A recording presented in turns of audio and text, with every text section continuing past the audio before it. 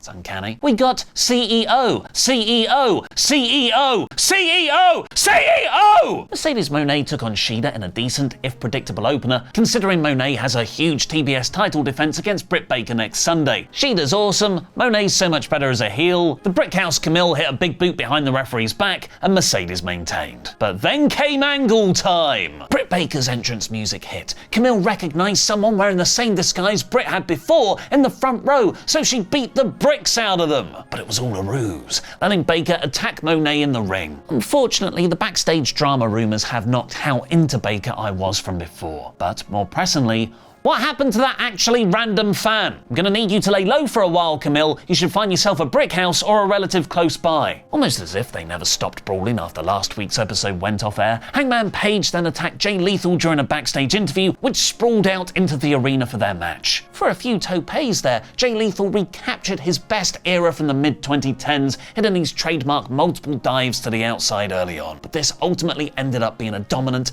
angry win for Hangman. We got a video recap of MJF beating Michael Oku at Rev Pro last Sunday, where Will Ospreay made the save, which followed into a really good recap of the Max vs Ospreay feud so far. There was no mention of the confetti that got in my beer though, which is kind of a major plot point there. And oh yeah, Pac! He's got that international title shot too!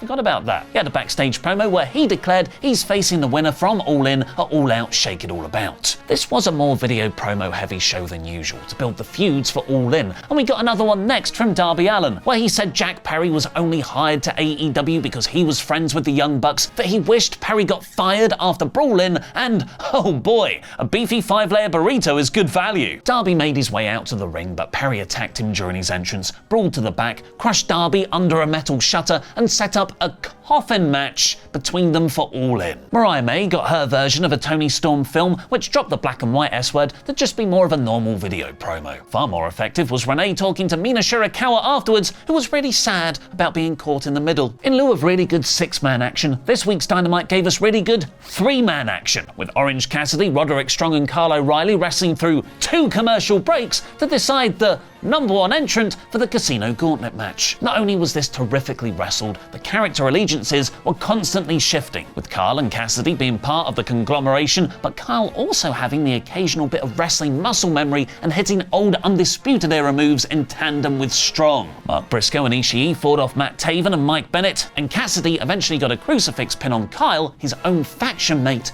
to win. Of all the mid-cards in AEW, this is probably my favourite, because Claudio and Okada didn't quite live up to the promotional hype for me. One of the main things advertised for this episode was the two going face to face ahead of their Continental Championship match next week. What we got though was a couple of minutes backstage of a directionless Claudio and a goofy Okada. Claudio said he wants the real Rainmaker next week, and the word was used twice. Christian told Renee he's going to win all the belts in AEW, and that she's a bad mother. Tony Schiavone gave Hook the "It's Hook" treatment for a brief in-ring interview, which led to Jericho setting up their FTW title match for All In, where if Hook loses, he can't challenge for the belt again. Hook will face Big Bill next week. In what I feel should have had a more prominent spot on the card, either as the opener or closer, the Young Bucks had their first tag title defense since winning the belts 4 months ago, in their feud with the Acclaimed, which started back in May. The match was really good, with Daddy Ass getting ejected from ringside, Anthony Bowens perfectly selling being worked over, which all built to Max Caster's hot tag. But then a ref bump allowed Matt Jackson to kick Caster in the balls and go to use the title belt as a weapon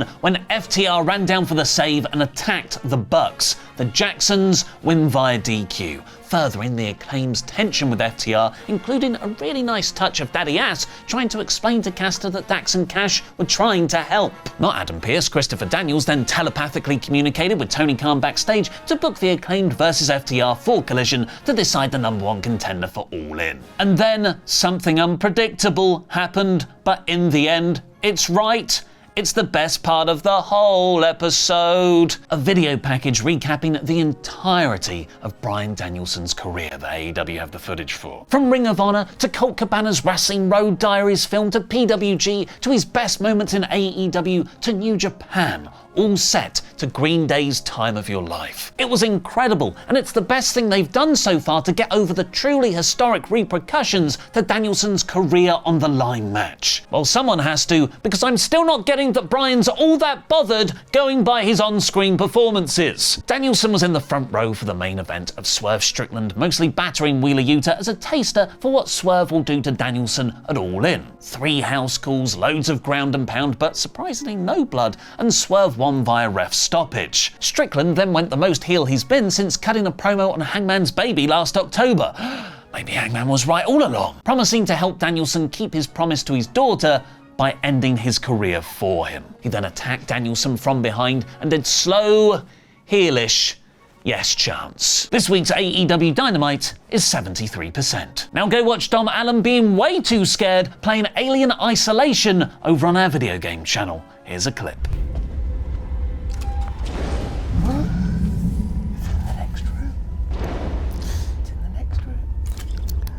I love it how we're really rooting for each other because we're always like, if you die now, it's going to be me again. It's going to be me again, yeah. And I can't handle it. It's gone. It's gone, because it's clear. Through here. Okay, we're good. You're all good. All fine. It's to the right. It's coming over here, it's coming over here, it's coming over here.